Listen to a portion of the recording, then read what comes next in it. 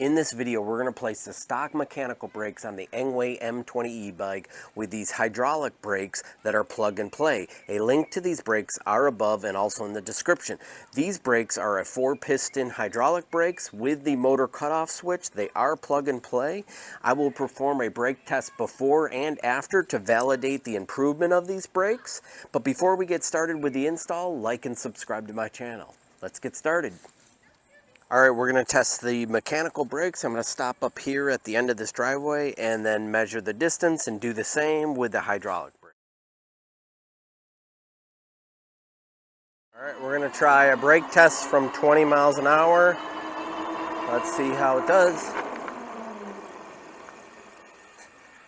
All right, we got to here, that line, and then we're going to try it with the hydraulic brakes. First thing I'm going to do is remove the seat. There are 4 10mm nuts that are underneath here. All right, I loosen the bolts on the bottom of the seat, pulls up, there is the controller. We're going to remove the throttle using a 3mm hex, and then the brake using a 5mm hex underneath. Slide that off, and on this side, we're going to have to remove this grip, use a 3mm to remove the headlight mount, and then the 5mm to remove the brake. All right, I removed the throttle and the brake levers from the handlebars along with the left-hand side grip. And now I'm going to fish the wires through the frame. I'm also going to disassemble the calipers from the front and rear axle. I've already done the front one.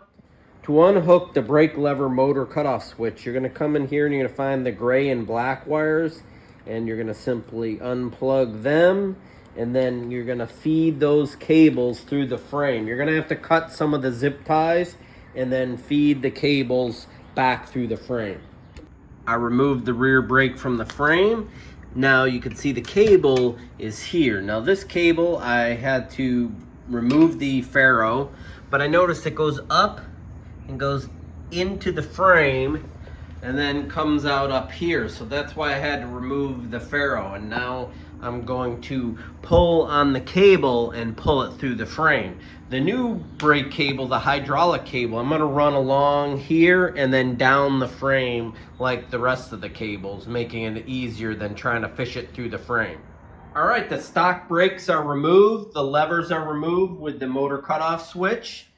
And now I'm going to install the new brake levers. You can see I unhooked one side of the headlight mount and swung it around so that I can slide the different brakes through the frame. All right, we're going to install the rear brake now. The nice thing with this brake setup is it's opposite the throttle for the rear brake, which is nice. So when you're riding, you can use the throttle and have your other hand on the rear brake.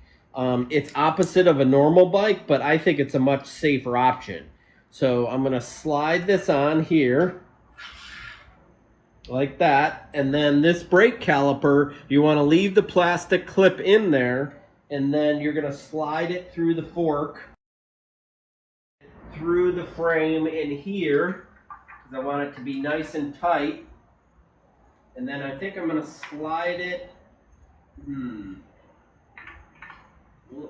It fits down in there like that, and then I'm going to bring this up and mount this brake caliper like this. To install the rear brake caliper, I'm going to simply pull the clip, slide the caliper over the rotor, then I'm going to get my bolts and I'm going to start to line it up. I'm going to line up this back one first because it's hard to squeeze in there. Tighten these bolts down. Now what I'm going to do is I'm going to reach up to press the brake lever, straighten that on here, or align it on the rotor like that, and then tighten this down. And then this cable here, this is the brake cutoff switch. I'm going to route that through the frame. Looks like this cable is a little bit longer, and I'll put the excess in this controller box. I'm going to plug that in. As for the front brake, I'm going to simply slide the lever onto the handlebars. Just gonna let it sit in there. And then what I'm gonna do is I'm going to route it through the frame like the original one was, like that. I'm also gonna take the motor shutoff cable, and then I'm gonna route this back to the controller just like the other one, and plug it in here at the controller, the other black and white cable. It doesn't matter which one. This will also help activate the brake light. All right, now I'm gonna move over here. I'm gonna attach it to this fastener point, and then I'm going to attach it onto the front wheel, sliding it inside the fender support. We're gonna install the front brake caliper onto the frame and the rotor. What we're gonna do is, I've loosened up these bolts so this can slide around. Then I'm gonna do is pull the black clip out, the plastic clip. I'm gonna slide it over the rotor, and then what I'm going to do is use the bolts that were originally installed and thread them in like this. I'm gonna pull the lever down so it compresses onto the rotor. Now the caliper is centered onto the rotor, and then I can tighten down these bolts here, as then it's all aligned properly. I'm gonna do that with the top and bottom.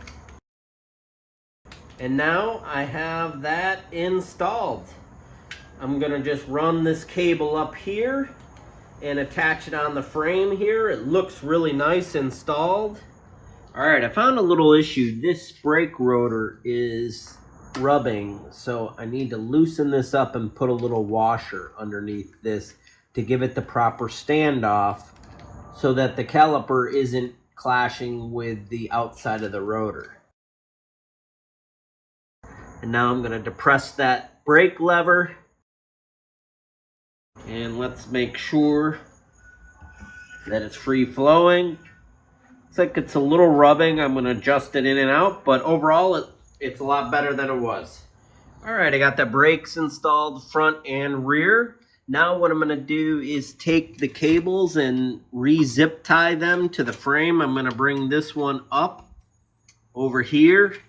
There's nice little cable marks right here that I can tie it into, and then zip tie all of this and get it cleaned up.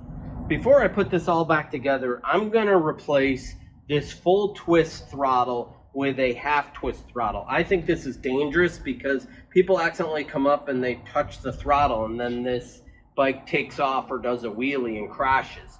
So I've found this throttle that's plug and play, and will plug into this controller. A link to this throttle is below. Unplug it from the controller and then plug this in where the old throttle plugged in. Before I put the seat back on, I want to show you what everything looks like. I tightened everything up. You can see underneath here, I got the zip ties. It runs back here, and then the excess wires are coiled in the controller compartment. Before I put the seat on is the last step, and then I can take this out for a test ride. All right, we're gonna do a brake test now with the hydraulic brakes, like I did before with the mechanical brakes. I'm gonna hit the brakes from 20 miles an hour at the end of that driveway, and then see how much shorter I stop. All right, getting to 19 miles an hour, 20. All right, so I stopped here. Those brakes are a lot better than before. I stopped all the way up here by this crack with the bike. So if I measure that, it's probably close to half the distance shorter. I'm up here at 19 feet, which is quite significant shorter than with the mechanical brakes. So I stopped in almost half the distance compared to the mechanical brakes. I hope that you liked this video. Subscribe to my channel. If you have any questions, please leave it in the comments, and be safe out there.